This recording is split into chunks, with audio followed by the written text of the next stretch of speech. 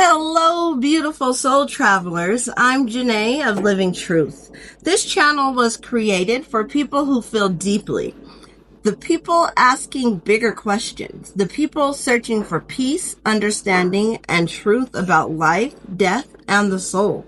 You are safe here. So light a candle, grab your tea, and let's step into this story together.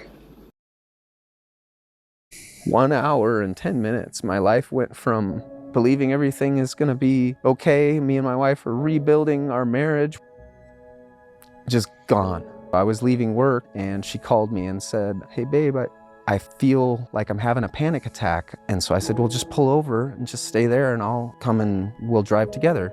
She got out of the car. She was just going to get in the back seat to sit with Elsie, and that's when the phone cut out. She passed out. So I called back and Elsie answered the phone and said, "Daddy, Mama fell down. She's having a panic attack." I said, "Okay, I'm on my way. I'm right there." I got there and I saw my wife laying on the ground and I just knew that it wasn't right. But again, going back to the hope and just be, nope, everything's gonna be okay. And so I trying to feel for pulse. At the same time, I'm trying to tell my daughter, like, "Hey, Mama's gonna be okay." When we got to the hospital, they let me go back in with her, and the sounds of them working on her, like I can still That is hear probably my got to be the ribs hardest thing breaking from on the doing planet, chest compressions. is to look at your And I child held her while they're hand, watching their I parent say dying, goodbye. and you know what's And that's happening, when but you're trying to comfort them. So you're terrified, but you're also trying to stay calm. Like, I can't imagine what that would feel like. called it.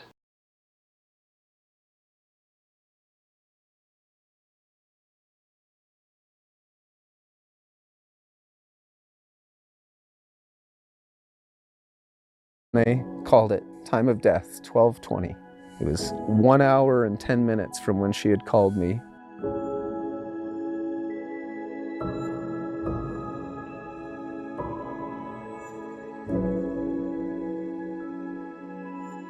This is an interview with James Dykes. James is an incredible man. Wow, And this on is this episode only a today, year we talk ago. about So the this story poor man and an is experience still that he deep in had his just grief. over a Like, year ago, he is where he still received in a the phone call raw from his of it, wife, in the thick of it.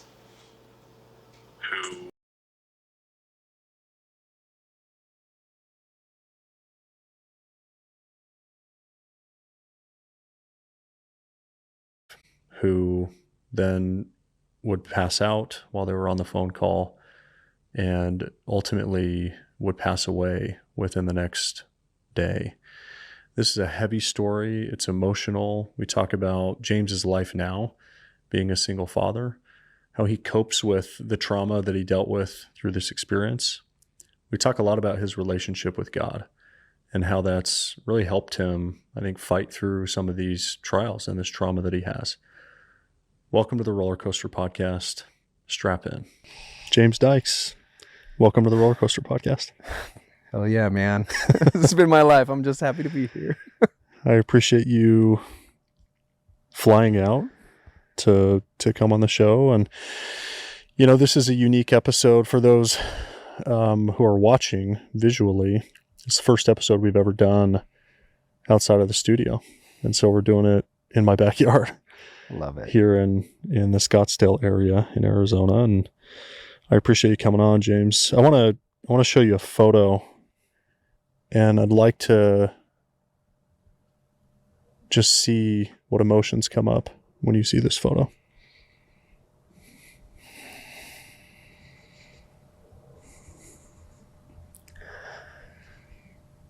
So that was our last date night that we got to have. It was supposed to be, it was right between Valentine's Day and my birthday. And man, just what's funny is that we actually got into kind of a fight in our last date, and it was just more of a misunderstanding and disagreement that we had.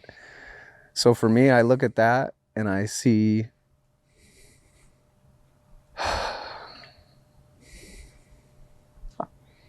a lot of love. I see a lot of misunderstanding of what life is and life was at that point.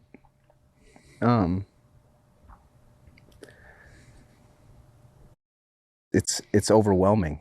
That's probably the biggest feeling.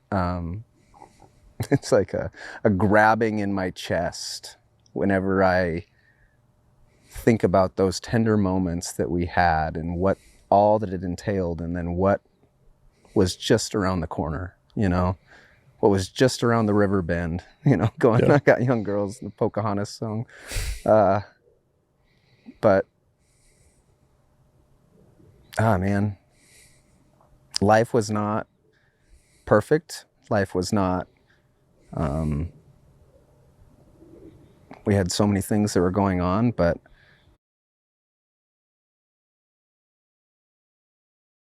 isn't that the truth? Like, when you look back at situations that felt so important or so traumatic or so maddening in the moment, like he said, they were having an argument, more of a disagreement. But at the time, I'm sure it felt super important.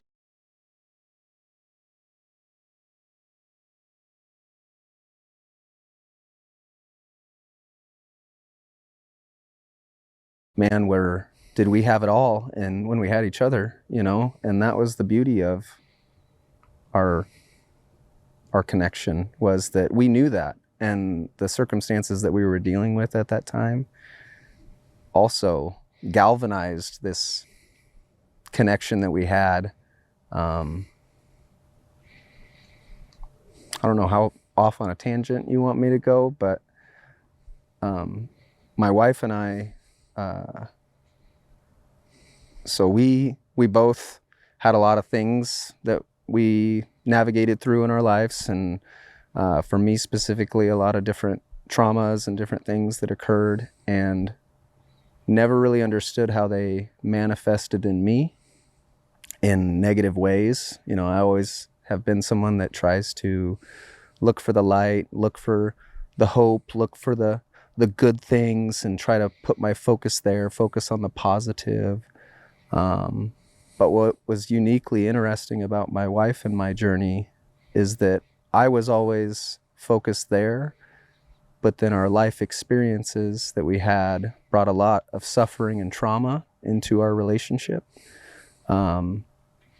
We had our daughter, Elsie Joy, who's 6 years old and just this amazing girl, gonna turn 7 on Sunday.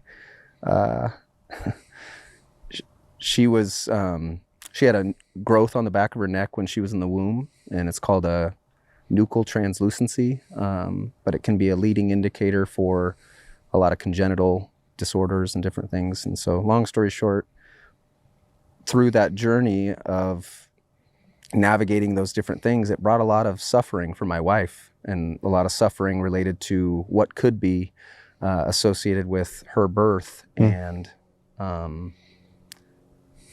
I really struggled to connect with her and sit with her and what she was dealing with and what the fears that were coming up and manifesting, because I just wanted to focus on the good and the light. And I share all this because it's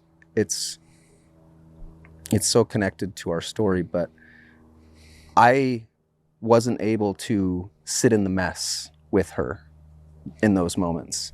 And, I kind of was learning how to, but I didn't know how. And, daughter was born, 50 days in the NICU. It was a crazy journey for us, but we made it through. And then we, continued to raise our daughter. And, it was interesting for me, Tyler, because then a couple years later, my wife and daughters got into a car accident. They were T-boned going down the road. Thankfully, they all walked away okay. But again, a very traumatic situation that led to some post-traumatic stress that my wife was trying to navigate through. And because of my only focusing on the hope, only focusing on the good, what it did is it cut off our intimacy and connection, because I wasn't able to just sit in it with her. Yeah. Sense, because part of focusing on the good and focusing on the positive is that, excuse me, you cannot avoid what's happening. You can't avoid or ignore or pretend that you don't notice or pay attention to the bad things that are happening. It's okay to acknowledge it. You have to acknowledge the bad things that are happening, because pretending they're not there is not helpful. Avoidance is not healing at all. So that's what he's talking about. He needs to be present with his wife and acknowledge all of these could possibly things that would be horrific that could happen. Yes, we need to acknowledge these, but what we're going to focus on and put our energy on is a positive outcome, and that will help.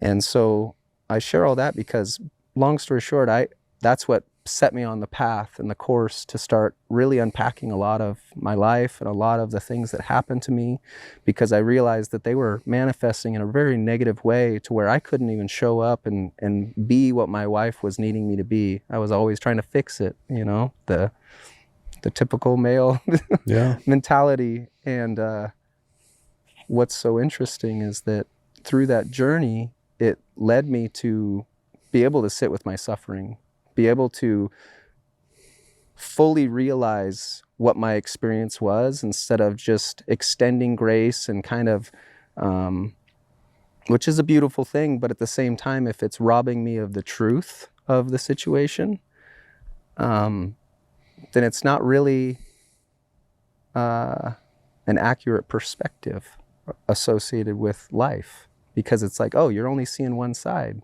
Yeah.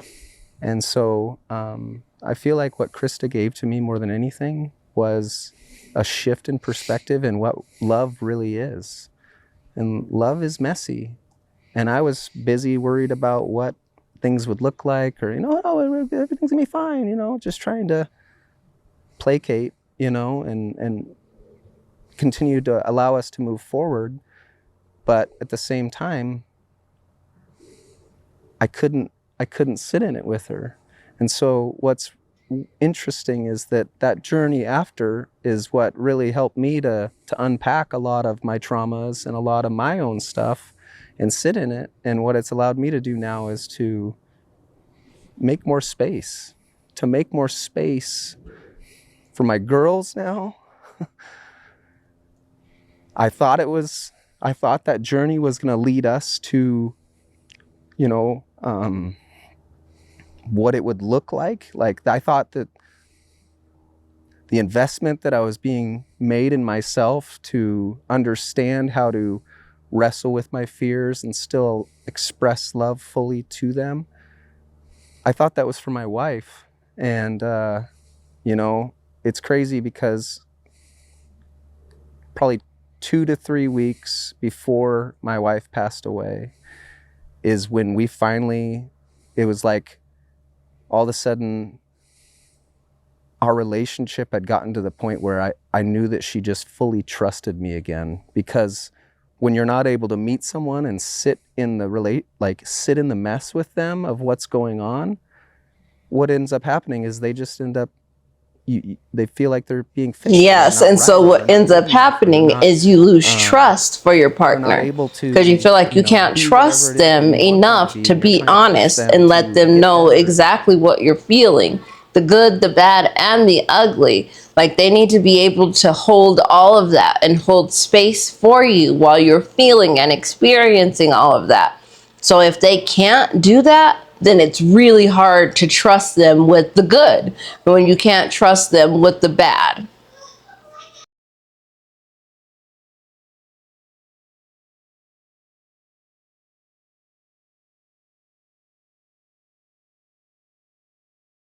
And, you know, and I mean, of course they want to get better. All of us inherently have a desire to be our best self, but we can't do that unless we're actually honest and fully transparent with our experiences. And the reality is I was too afraid of my own stuff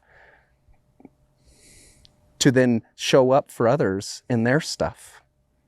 And so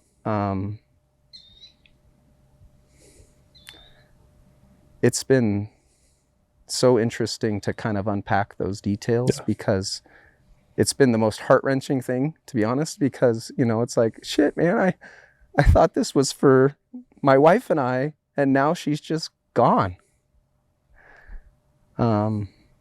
So I think it's cool that you've recognized that a lot of that work that you've done does serve a purpose, and you've really channeled it now, I think, primarily to your children. And, you know, I'm sure we'll talk a lot about your purpose now and why you've chosen to live on, right? Because I think there are so many who, when they lose, you know, unexpectedly a spouse, it takes them down a path that's really, really dark and sometimes ends with suicide, right? Yep. So the photo that I showed, by the way, for those listening, not watching, was the last selfie that James took with his now deceased wife, Krista, on their last date.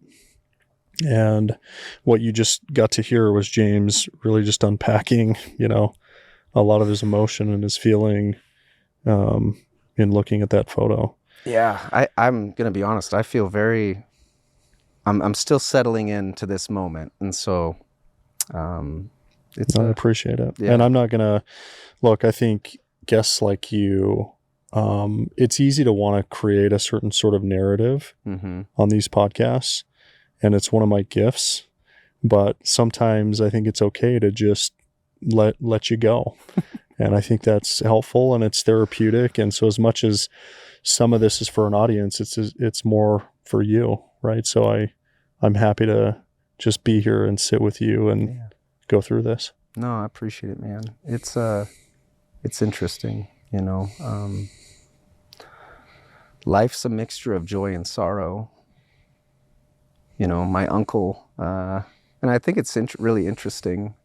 It's my uncle who lives in Denmark, happens to be an atheist, or claims to be. But what I think is funny is that he actually gave me that quote.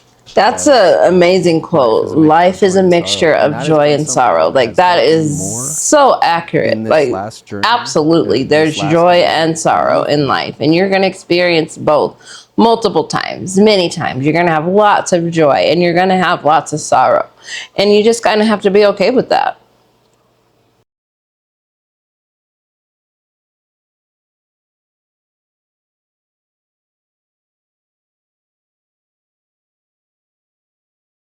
Just to have really what life is. Like, we live in a culture that only wants to highlight the good, you know? It's all about the joy, the excitement, the woohoo. Yeah. And then you have what life really is, that it's predominantly not. It's predominantly not. Yeah. It's predominantly something that you're constantly going like, what the is going on? Like, okay, how am I going to navigate through this? What is, you know? And it's like, but then you're always measuring yourself against this other, you know, like, oh, but why am I not? Like, everybody else looks around like they got it all together. And it's like, no, that's bullshit. That's a facade. For sure. It's something that they built up to make them, it's a mask. It's what we do. We put on the mask all the time to just like, oh, everything's okay. Well, the problem is that things aren't okay most of the time. And we all deal with suffering constantly. Yeah. I mean, your kid goes and riding their bike and they fall down and skin their knee. I mean, that's suffering.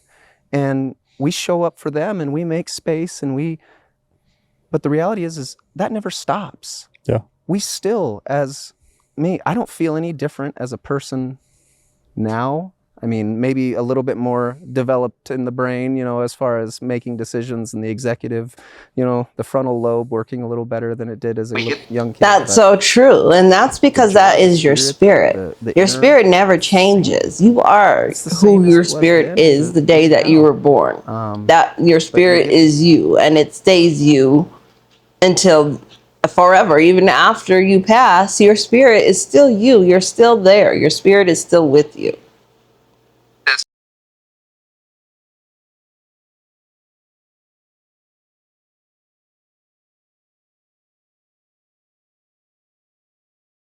This idea as we get older that somehow or another life is, no, we don't talk about that. And I think what's interesting to me is that it goes back to the way we were conditioned as kids. It's the programming we got when, and it's one of the reasons that we do things so differently. I mean, I don't know what your childhood was like, but for me, you know, when emotions Yes, came up, and they that's weren't what I received realized well. that I It was do. more Tell like, my girls, hey, don't go cry, pull don't yourself cry. together. Like, not trying to You be know, mean, suck it like up. just Suck it because up. when they cry, it Exactly. makes me uncomfortable. Of course it does, because you don't want to see your children upset. But the truth is, they need to feel their emotions. So if they're feeling sad and their body wants to cry, you need to allow them to cry, even if it makes you uncomfortable. It's okay. It's just crying. They can cry. They need to feel their emotions. That's the only way through your emotions, is to actually feel them, not suppress them.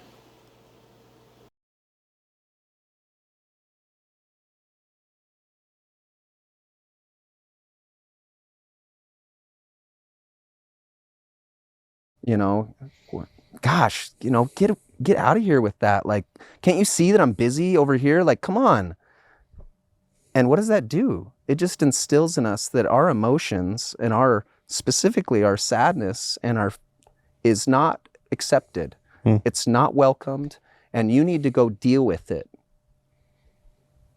Well, now we're a bunch of adults walking around in life that we know is not all sunshine and rainbows. Yeah. And yet we're going, why do we have so much suicide? Why do we have all these things? Because I've been asked and had projections of other people's fear constantly, and that's never remotely crossed my mind in the last year.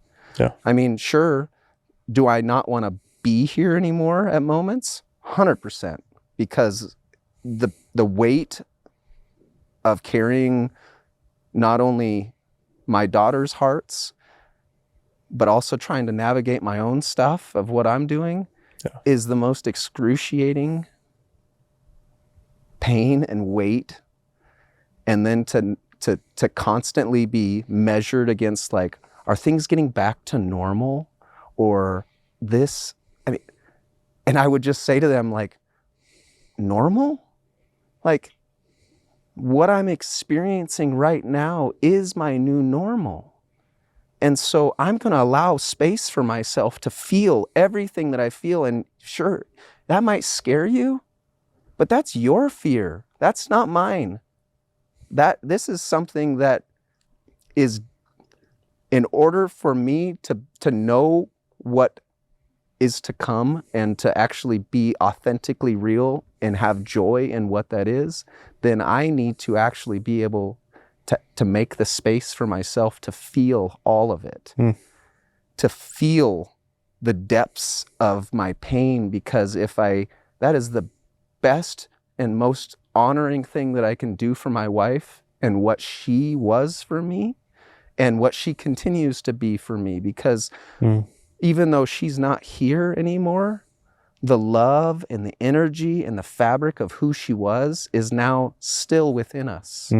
It's still in my daughters. It's still around us in all the beautiful ways that she has shown up and continues to show up. That's awesome.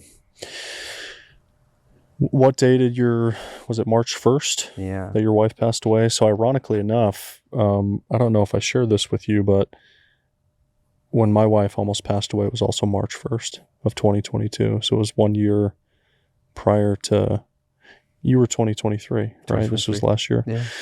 Can you describe, sort of in detail, what led up to March 1st, and maybe from the moment you woke up to the time you went to bed on that day, maybe just describe for the audience what happened?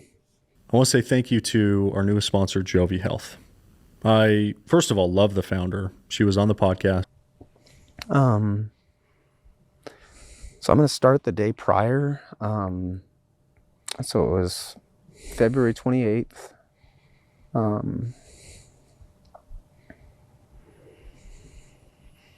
And my wife had been, she had gone to a occupational therapist for herself, because she was really interested in just body work and different things. You know, she was on this healing journey herself, and she was just exploring and kind of seeing.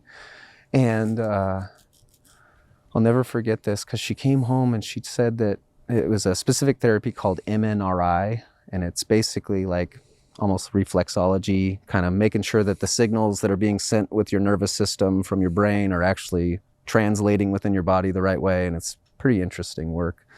But she went to this person and went through a session, and at the end of it, the person told her that she's like, it's almost like your body is trapped in two different states.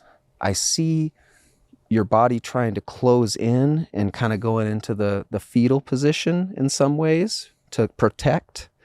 But I also see this aspect within your, you know, your neck and everything, where you're fighting and you're stretching towards something more. And I was just blown away, you know, when she told me that, because I was just like, man, that's so interesting, you know, because I didn't know a lot about the therapy at that point. But to then know that the next day, she literally, legitimately, her spirit was leaving her life, was leaving this body that she had, you know. That is so fascinating. That's crazy.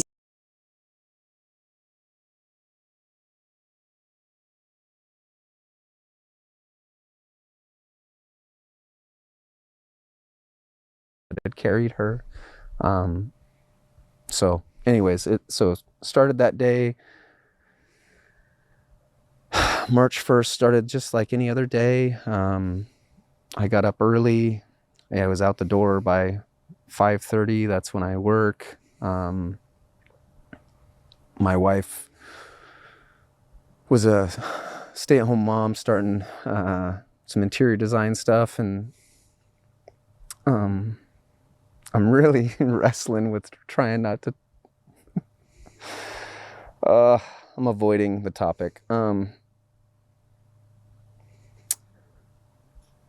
So I was at work, and I was actually getting ready to leave work because my wife was actually taking our daughter Elsie to an MNRI appointment, because she was like, man, this was so interesting. Elsie's going too. So I was leaving work, and she called me and said, hey babe, I feel like I'm having a panic attack. I feel really pressure in my chest. I'm having a hard time catching my breath. And she was about 3 minutes away from my office, and so I said, well, just pull over and just stay there, and I'll come and, we'll drive together. And so I asked her, I was just stay on the phone with me. It's going to be okay. Just breathe, and she got out of the car to she was just going to get in the back seat to sit with Elsie. And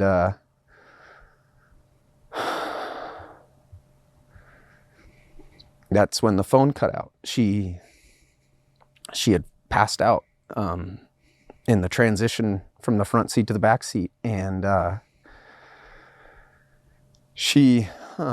I called back, and no answer. I called back again, and Elsie answered the phone and said, Daddy, Mama fell down. She's having a panic attack. And I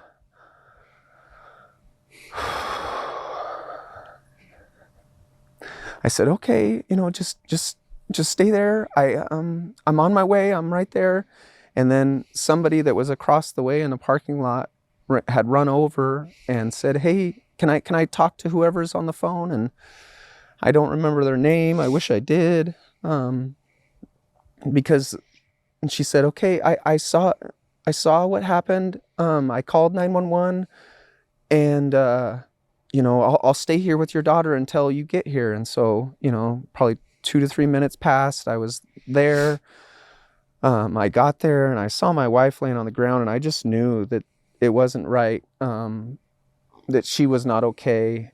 And I just had this gut feeling that she wasn't going to make it. And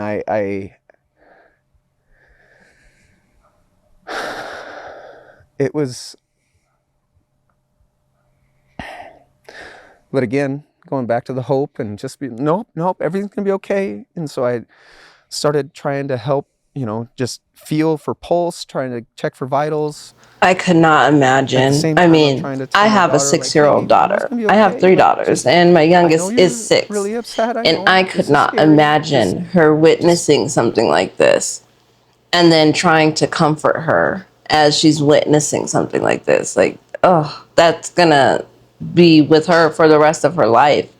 It's so traumatic. And how do you recover from something like that?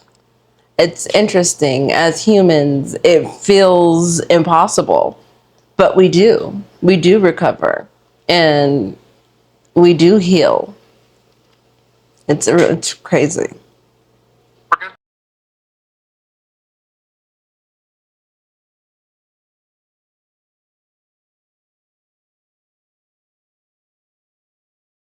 We're gonna be okay. And then in the, I don't know, probably in the next 2 to 5 minutes, the ambulance got there. They started asking me all the questions, and so I told them all the stuff, jumped in the car, and was just trying to hold and comfort Elsie. And they loaded her up in the ambulance, went there. When we got to the hospital, I just followed the ambulance behind him. I wasn't leaving so I just put on my emergency flashers and followed him like 2 feet behind the whole way. And when we got there, I didn't know it at the time, but it was actually the chaplain met us at the door. And so they're taking me, they're talking to us about, hey, your mom's gonna be okay. They didn't say that, actually. They had somebody there to,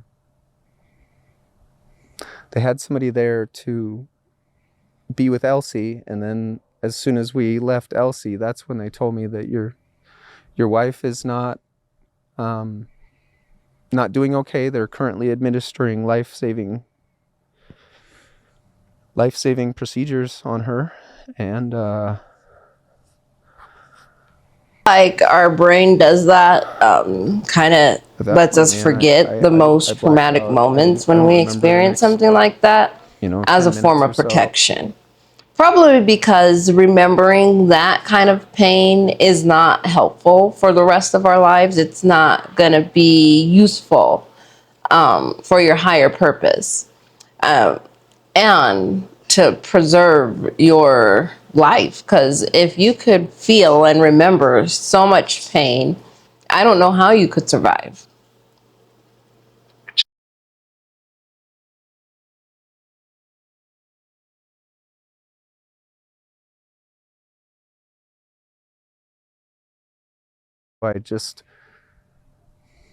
so much confusion, so much anger, so much like, what are you talking about, my wife? And then I could hear him in there working on her. And so I got on the phone, called my wife's brother and told him, and then what was going on, just to try to have somebody be aware of what's happening, because it's just shit's hitting the fan and I don't know what's going on.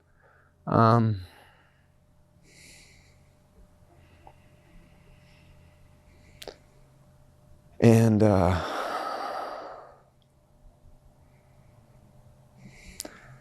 so after I talked with him, he started calling people and trying to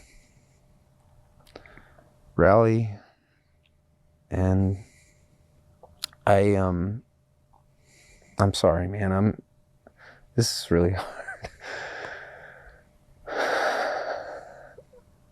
I finally asked the nurse, like, can I just be in there with her? Like, I'm sitting out here in the hallway by myself. Like, what is going on?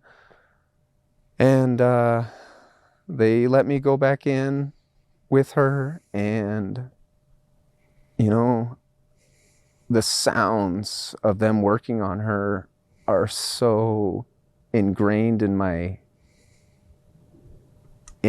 Like, I can still hear my wife's ribs breaking from them doing chest compressions. And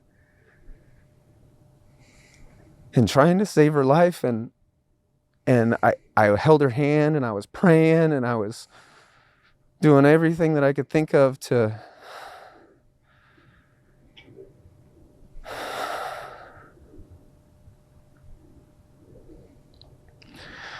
doing everything I could to try to save her. And I swear, man, she came back. Yes, he felt her spirit. Because you can tell when a person is gone, her come back. you know, especially if it's somebody that you love, Something you changed. know that their spirit is no longer in their physical body. And he knew that when he saw his wife on the ground, that she was not in her physical body. That's how come he knew this was not good. And in this moment that he's talking about right now, he felt her spirit come back. And she probably came back to say bye, to let him know that she's leaving and to tell him bye.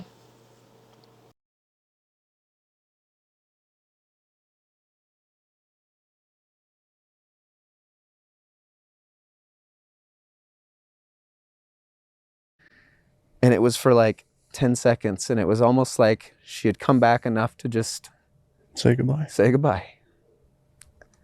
And then that's when they called it time of death, 12:20. It was 1 hour and 10 minutes from when she had called me and told me that she was having a panic attack. 1 hour and 10 minutes. My life went from, believing just believing everything is going to be okay. Me and my wife are rebuilding our marriage. We're rebuilding the foundation of what we're going to build and provide for our kids. Just gone. And I mean,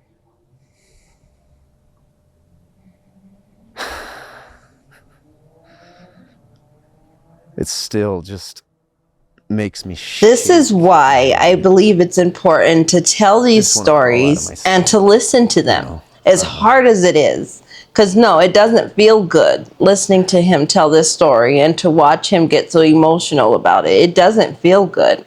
But there is so much to learn. And then his pain is not in vain. He is teaching the rest of humanity to be present and pay attention and be grateful for what you have. Because in 1 hour and 10 minutes, it can all be gone. It can be completely different. 1 hour and 10 minutes. Everything was normal to his wife is gone. And now he's a single dad of 2 little babies. I mean, you have to be present and be grateful for every moment you have with your family.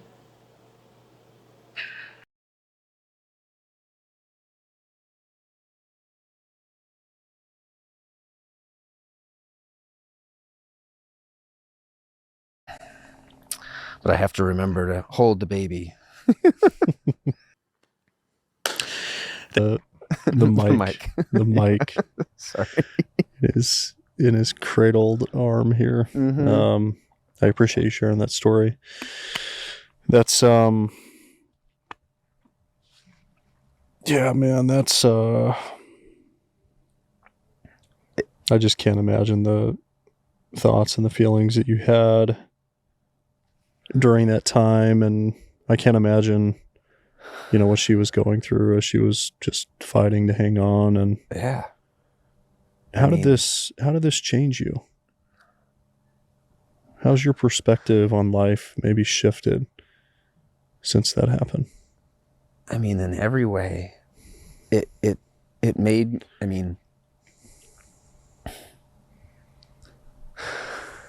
it's made me wrestle with the realities of what life is. It's made me wrestle with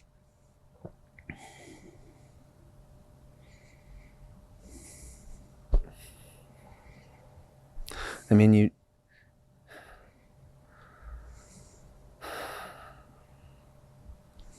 don't truly understand what you have until you lose it. And so Understandably, like I said, he's only a year into his grief. I mean, he's still unraveling everything that happened to him. Before you go tonight, take a moment to breathe. Place your hand on your heart and remember you are alive right now. That alone is sacred. Thank you for walking with me, soul travelers. If this story touched your spirit, don't forget to subscribe and join our growing community. I am Janae of Living Truth, and I'll see you again soon for another death story that teaches us how to truly live.